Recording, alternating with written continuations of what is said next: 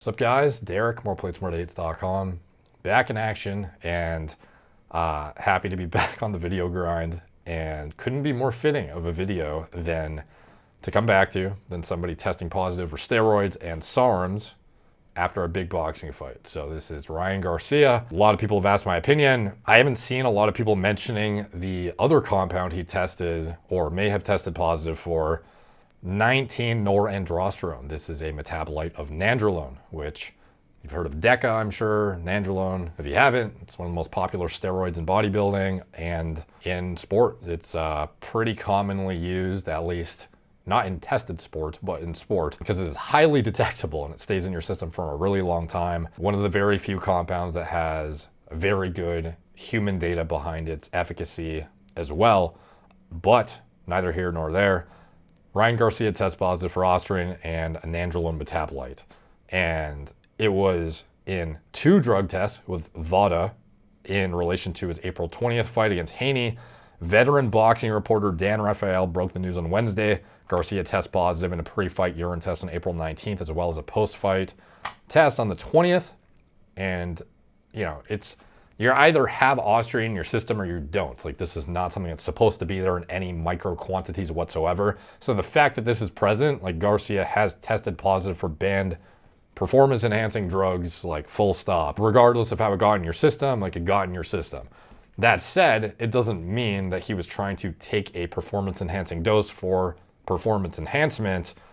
And there could be more to the story here, but one thing I do not see talked about, again, like I said, is the nandrolone metabolite 19-norandrosterone, which was screened positive but not confirmed, a metabolite of nandrolone and blandione in his April 19th sample, which is pending further analysis via isotope ratio mass spectrometry. And we'll get into why it is pending further analysis, but quick high level before we get into the nitty gritty on it is you actually produce nandrolone endogenously. A lot of you guys don't know, or maybe you do if you've watched this channel before, or you just are a fucking nerd about this stuff like me, but you understand, you know, WADA, banned substance analysis stuff.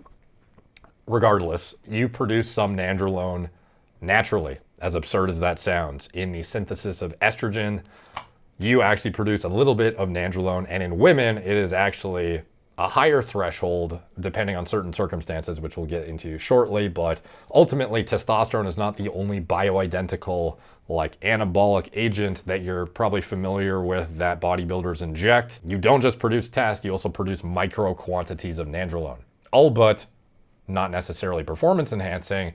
Ultimately, the presence of it being an endogenously produced anabolic steroid essentially conflates the results when you have a screened positive for a metabolite of it. It doesn't necessarily mean it's not supposed to be there, which is why they have to do further analysis via the isotope ratio mass spectrometry. Him screening positive is more that he's cleared a threshold amount that is not to be seen as naturally achievable typically. So we'll get into that shortly, but basically Ryan went on a rampage on social media. The guy has been a little bit crazy as of late. Interestingly enough, he claims it was all part of the plan. He says before the fight, he basically acted borderline insane, and it made a lot of people basically count him out of being a, you know, in fight ready shape essentially. Like, a lot of people thought there was no way he was taking it seriously and he was going to get decimated, and he claims it was all part of the plan. Come on, God, you really thought I was crazy? And in addition, as if this didn't further work against him in this situation where he's trying to prove that he didn't cheat, he missed weight by over 3 pounds. So at the weigh-ins, he weighed in slightly over 143, if I recall correctly. 143.2 official weight for Ryan Garcia. In addition to that, to make matters even worse, he bet money on himself, which you're allowed to do. But when you take PEDs and weigh in more than you're supposed to, like, there is a little bit of it's creating a bit of a storyline that could be used against you when it comes to trying to prove your innocence. You certainly have a lot more incentive to cheat in various ways if there's a lot of money on the line for yourself. So he bet $2 million on himself to win, apparently netting upwards of $10 million after he won. Yeah, There's a story of you bet $2 million on yourself. Yeah, no. And then that all culminates in him testing positive for PEDs now, and people are wondering, was this all him by design having this constellation of like cheating essentially to win a shit ton of money and ensure winning the fight to win a bunch of money and take home the W. So he says here in a recent Twitter tirade, he did not cheat and what he thinks the reason is. Everybody knows that I don't cheat. What can I say? Why didn't they come out with this before, the fight? If they found it before, why would they let me step into the ring as a cheater and then come out with the victory and then they post this, Again, these are people that are trying to attack me for whatever reason, but no weapon against me shall prosper. I never taken steroid. I don't even know where to get steroids at the end of the day. I barely, take supplements. They're saying it's coming from the ashwagandha. That's fucking retarded. So, at the end lies. of the day, big lies. I beat his ass. Fuck out of here. Everybody go to Warwick tonight. So he says he's never taken a steroid, doesn't know where to get steroids. Like, obviously, it doesn't help his case a whole lot with all the factors mentioned. And he says it's the ashwagandha is what they're saying. He then goes on to say, I need more steroids. I'm addicted. Ugh. I'm find out who paid to create this lie. I'm gonna release everyone's shit. Time to expose the real snakes. I'm seen with Trump. Now I'm positive for steroids. This is a straight attack. He's for sure gay if he took steroids. Diddy paid for the drug test, allegedly. He then has a heavy-duty trolling post where he's thanking his ashwagandha root product for his victory because it helped him cheat. Oh, so beautiful to me. Thank you for helping me beat Devin Haney, ashwagandha root. Thank you for giving me the left foot power. Oh, no rematch. No rematch. And no Diddy. Bye. So, the guy's a heavy troll. So when you look at that product, he says, my bad, I shouldn't have taken this. It is ashwagandha root, supports balanced energy and resistance to stress. If you look at the back, it is a proprietary extract. So it is not a patented extract standardized to X percentage of withanolides with a controlled procedure in terms of its creation. A lot of ashwagandha products are highly variable in their yield for withanolide content, which is ultimately the active component of it that you're looking to seek the anti-cortisol kind of anti-stress component of the product. Like that is the main attribute of its utility is ultimately to calm you down. And if you overdo it, it can actually lead to some degree of anhedonia. There's probably somebody here that can attest to the fact that if they in some circumstance overdid the ashwagandha, you almost get a feeling of draining of pleasure out of life. Everything's kind of just black and white and you don't really feel much. Some people that are depressed want that, and there's been this TikTok trend, at least at one point it was, where you take ashwagandha to like get rid of your feelings essentially. But in responsible use, this compound, or I should say the yield from the actual parent, can actually create a very, very potent anti-stress effect. And it's also shown to enhance testosterone levels to some extent, among other things. But ultimately, that's what you'd use it for. And I imagine pre-fight, when you are trying to do whatever you can, naturally within the bounds of WADA guidelines in order to decompress, take the stress off your mind, whatever, like ashwagandha could be something that has some level of utility.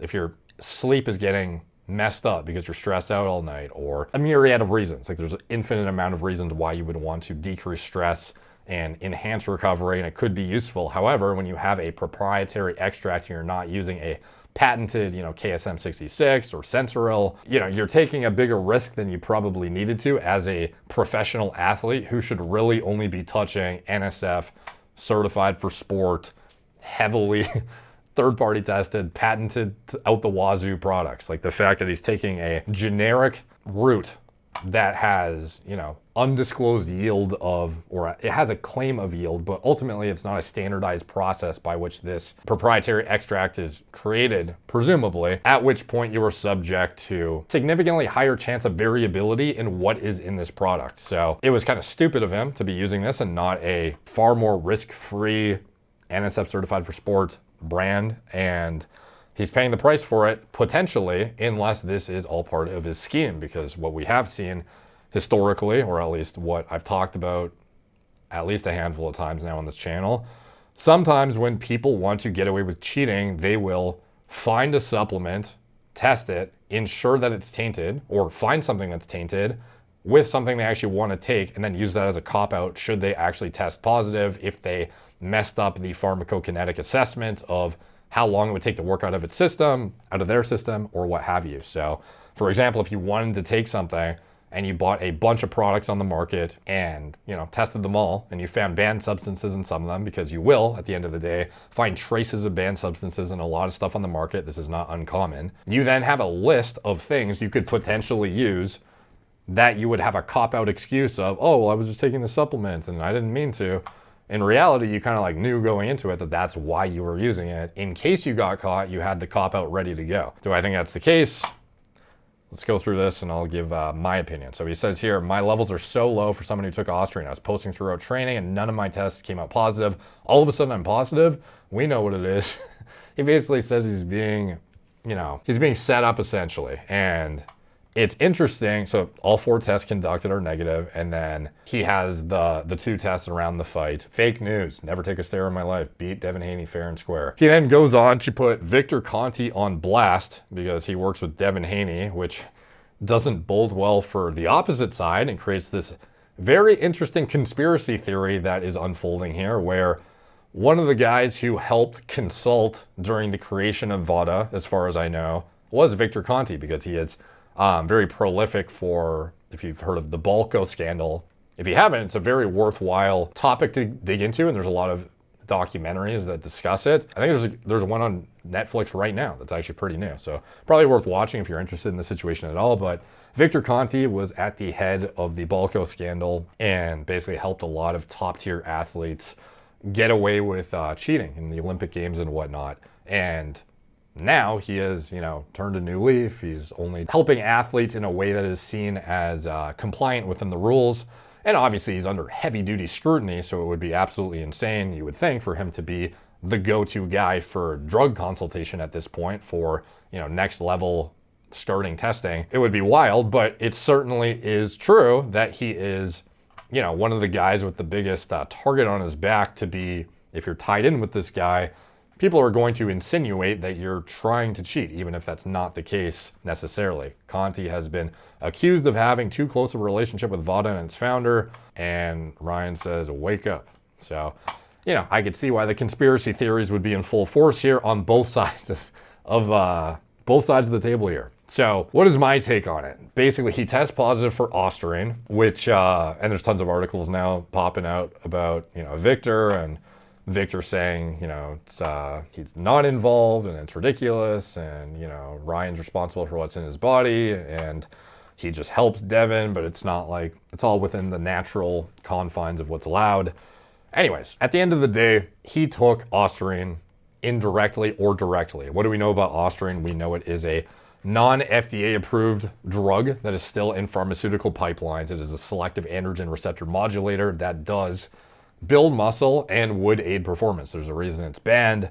If you want to see my deep dive video dissecting it, I posted this 5 years ago. I think it's one of the most comprehensive breakdowns of Osterine, its mechanism of action, the clinical pipeline, etc. What you do want to know overall is this is something that is not yet approved. It's seen as a research chemical.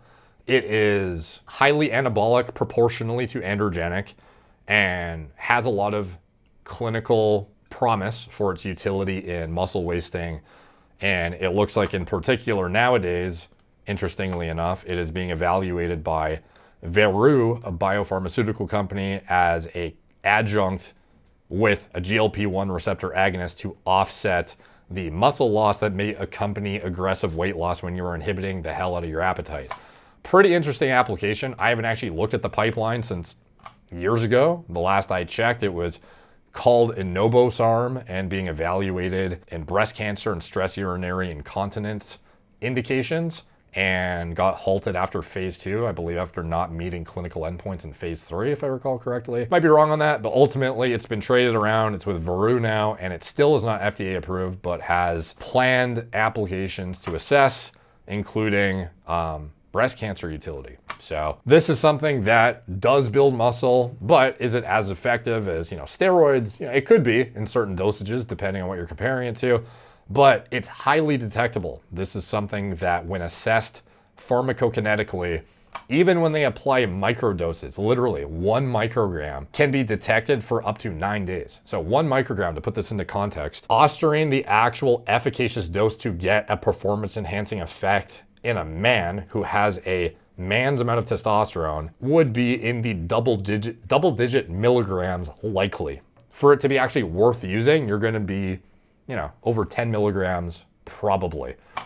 So what is the probability that 1 microgram, not milligram, 1 microgram that can be detected for 9 days, would Ryan be intentionally taking something with an ostarine product for performance enhancement right on like the day of his fight essentially, or right before it? Why would he be doing that at an amount that is likely completely impossible to impart a performance enhancing advantage? Now, I don't actually know the amount, how far past the threshold he detected. I'm going to assume it is not significant enough to be performance enhancing, but we'll see about that. Because if he had an amount that was worth using, he probably would have been on it days leading to the fight, not the day of. It's not going to acutely modulate aggression, cause psychoactive effects in the ring that are going to help you be more accurate, help with motor unit recruitment. It's not going to make you acutely stronger. It's not really going to do a whole lot. It's not going to do anything from a resilience standpoint. If anything, it's just unnecessary risk if you were to intentionally take this compound right before your fight. And no person in his camp, I would imagine, would be stupid enough to advise him to take it as the compound of choice, knowing the detectability. Like, SARMs are not endogenously produced. These are synthetic compounds that were designed by manipulating anti-androgens to create something that is tissue selective, anabolic, with a lack of androgenic activity. And they work pretty decently up to a certain threshold at which anabolic steroids completely blow them out of the water for anabolic ceiling potential. But they're so detectable, it's absurd. Like, you would not be using this for performance enhancement as your compound of choice, especially at the time that he used it. So I'm very skeptical that this was intentionally used. And it is very common for dietary supplements, especially ones that are not NSF certified, aggressively third-party tested out the wazoo, Ayurvedic herbs that are not patented. Like, you are just asking to test positive for some trace, almost undetectable amount, but actually detectable by WADA standards compound like this. Like, to me, that was just a very, very stupid move by him to be using anything that was not by, like a Thorne or something that was approved by his trainers or by somebody like relatively in the know about what you could be using as a tested athlete. Especially if you're in VADA, like, you should not be using random companies that are not NSF certified for sports and the most aggressive of certifications in third-party testing. Because the possibility of you getting something like this is not as low as you would probably think. And it's wild that he would have been taking this. Depending on the quantity that they found in his urine analysis, I would say it's likely that he did not intentionally use this and it was a tainted supplement. And I would not be surprised if the compound detected comes back in that ashwagandha after all at a quantity that would not impart any performance enhancing advantage. And ultimately at that point, it's kind of like pretty close to nail in the coffin for why the fuck would you ever use this for performance enhancement days from the fight at an amount that will impart no actual value to your performance. Like, it's just an unnecessary, absurd, over the top risk that he would not be taking, almost certainly. Now, the more interesting thing, in my opinion, is the threshold clearance of the nandrolone metabolite. That is a compound that has higher potential for anabolic activity, blood building, especially in terms of its hematology impacts. Like, anabolic steroids are going to be far superior to SARMs for actually enhancing oxygen carrying capacity by increasing red blood cell count and increasing the production of red blood cells to begin with. So that would have some utility if he was using an amount that was performance enhancing. So I don't know what the amount he tested for is, but ultimately the threshold is extremely low. And I'm assuming we'll find out what the details are around that.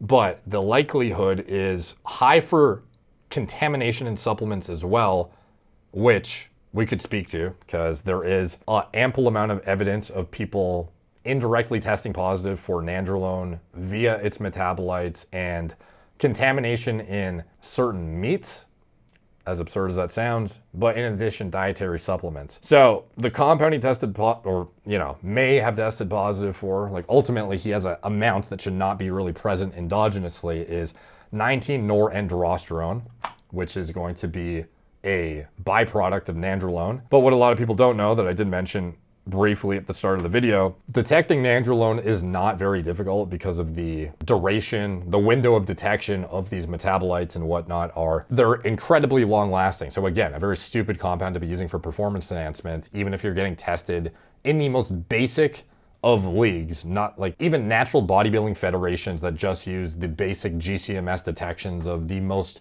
well-known steroids are likely going to pick up if you're using nandrolone or not. So again, a very stupid compound to use. That's not to say, though, that it would be impossible to think that he used it, but the presence of the metabolites in themselves cannot be used to guarantee that that's what he used. This is why you have to have further analysis through isotope ratio mass spec in order to ensure it was exogenous versus endogenously produced. So if you have an exogenous source of testosterone or nandrolone, it is going to reflect a different carbon isotope ratio signature than you would otherwise have endogenously because of the way they actually synthesize it pharmaceutically. So here is the actual steroidogenesis cascade that you would see the production of nandrolone. You can see testosterone being converted via multiple enzymatic pathways. Down here, you have 19-nortestosterone, aka nandrolone. And this is a byproduct in the process of creating estradiol, which you are probably familiar with as the main endogenous estrogen that most people like. At the highest quantities, you will have estradiol dictates most estrogen receptor mediated functions. And it is the thing most people think of when you think estrogen. There are multiple estrogens in the body, but the main one is estradiol. So in the creation of estradiol, it's impossible to not have some level of nandrolone intermediate. So having that threshold amount accounts for this endogenous expected amount, because it is expected. VADA knows this, WADA knows this, the highest levels of testing. There is a threshold set to account for the endogenous threshold, but anything above that will flag, and then they have to actually test further for it via this isotope ratio mass spec. And the rationale for that, like I said, is the different content of carbon 13 and 12 in the synthetic preparation. So if I was going to, a pharmaceutical company is making testosterone, they are not taking human-derived cholesterol and like enzymatically reacting it down to testosterone to create something that looks endogenously identical to an endogenously produced testosterone. Rather, it would be derived from plant material. So endogenously produced steroids, like I said, have a carbon 13 and carbon 12 content that reflects an average of the carbon sources ingested as a human, but testosterone in pharmaceutical formulas are synthesized from soy and have a smaller carbon 13 content, and similar for nandrolone, which is endogenously produced, all but in micro quantities. You're gonna have to do the same analysis to establish, is it reflective of something that came from plant material, or is it something that was actually made endogenously and he just has a weird aberration that is too high? But again, this is kind of where getting around drug tests can be manipulated, where if you had a endogenous reflecting signature in your test result, you could, this is how people get around testosterone testing ultimately. But with nandrolone, you're only supposed to have a tiny amount, even if it was endogenous. So this will be analyzed further and determined to be either endogenous in origin or exogenous. And the probability of it being exogenous, if it's in micro quantities still, I would say is probably higher than him using it than him having endogenously produced it like in some weird genetically predisposed way. I would think that's highly unlikely. I would imagine they are going to find what is similar to the Austrian, some sort of contamination that would lead to a positive test result past this clearance threshold of 19-nor androsterone. Now, further confounding things is the fact that 19-nor DHEA is actually something that is like legally sold right now as a pro-hormone for nandrolone. So some dietary supplement companies have sort of found a loophole in the US to get around selling what ultimately metabolizes into nandrolone. So DHEA is a controlled drug in Canada, for example, and in a lot of places, but in the States it is, you can just buy it over the counter. And it is something that ultimately does lead to the synthesis of other androgens and estrogens in the body. As you can see on this chart, the steroidogenesis cascade, we have dehydroepiandrosterone, aka DHEA, and to some degree, it will enzymatically convert to testosterone in the body. In women, it is proportionally significantly more dramatic of a bump that you can get, and this is why DHEA is on the banned substance list too, is it actually does metabolize into an amount in women that would impart significant, potentially, depending on their baseline levels, performance enhancing effects. In men though, because testosterone is synthesized significantly more in the testes as opposed to via the precursor adrenal steroids like DHEA, you are not getting a significant amount of your testosterone. Like if you produce 900 nanogram per deciliter testosterone levels, the amount that actually came from your DHEA is like, you're still in castrate territory if you were to get rid of the actual like main source of it.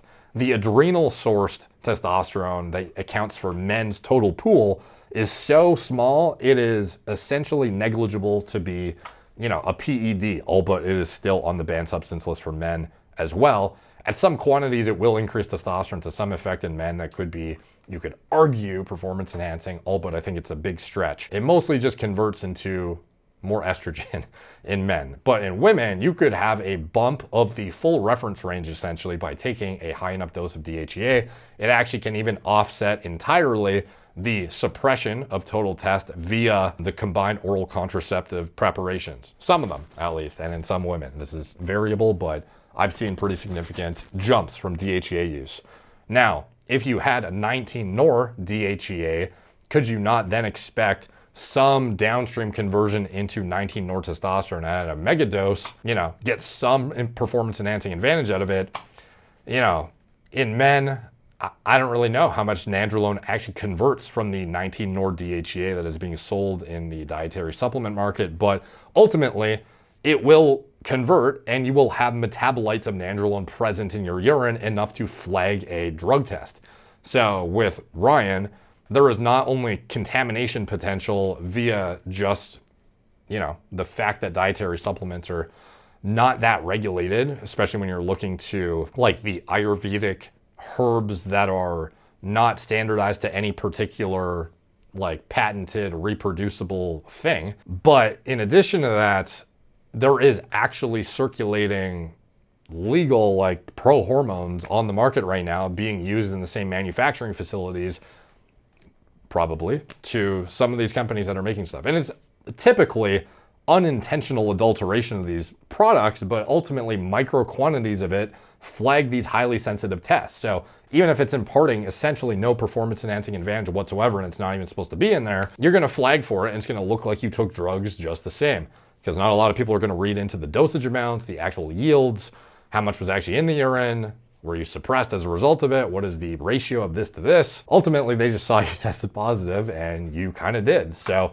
this is why you're responsible for what's going to go in your body, and you should be very, very careful if you're a tested athlete using any supplements that are not highly vetted, especially random like Ayurvedic herbs. And by the way, I think ashwagandha is a very viable supplement for certain people in certain contexts, and for stress management could be useful pre-fight, but like, damn dude, do not, the risk was not worth the reward on that whatsoever, obviously, especially with the position he's in now. So in my opinion, you know, we've seen this in some circumstances where athletes claimed, you know, innocence. Like for example, the Rogan Huberman discussion. This is actually before I knew either of them. So it's kind of interesting to see me like reacting to them in this video, talking about a situation like I would probably just talk about with now, which is pretty fucking cool. But here I analyzed the Deca Burrito Olympian, who basically Shelby Houlihan, I believe her name was, tested positive for nandrolone. She had an elevation of a metabolite. She claimed it came from burrito. And in there, we kind of dissected endogenous production of it. We get into contamination. among other things. And it's a pretty interesting video. If this discussion was of any interest to you whatsoever, I would highly recommend watching it because I get way more granular, and it's been a while since I've talked about this subject to begin with. But basically, it's possible to, you know, have been actually cheating and try and use this as an excuse. If you thought you had a designer drug that was a, you know, nandrolone analog or something of that nature, and it be contaminated with actual, you know, detectable 19-nortestosterone metabolites or parent compound, that's certainly possible. I just think it's highly unlikely for Ryan Garcia to have such a low threshold allowance for 19-norandrosterone, to have tested positive for it, have been using supplements that he probably shouldn't have been using.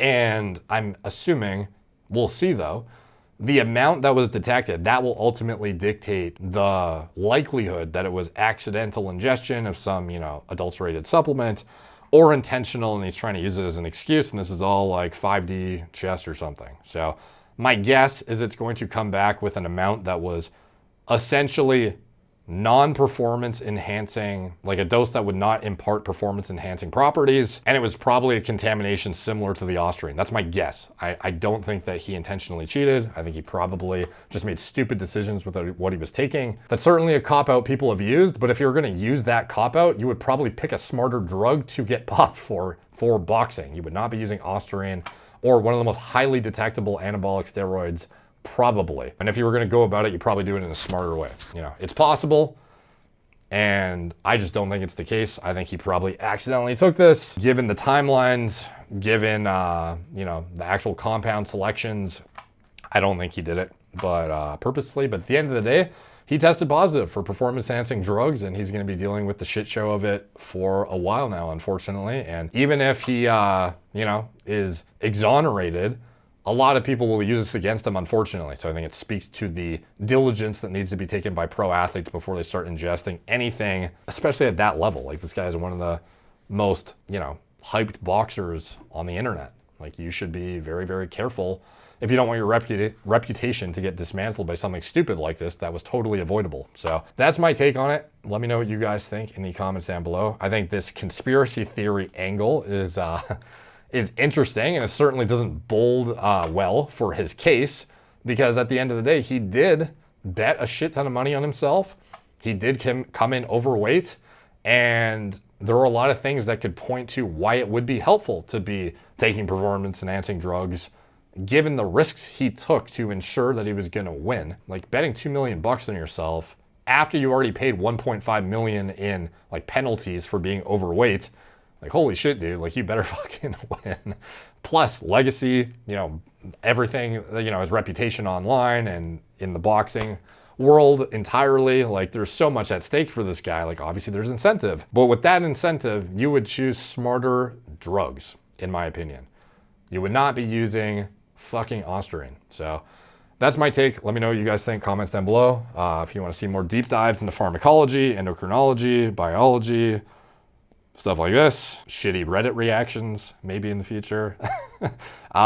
Subscribe, hit the bell. I don't even remember to fucking do my outro. Like the video, and I'll talk to you guys soon.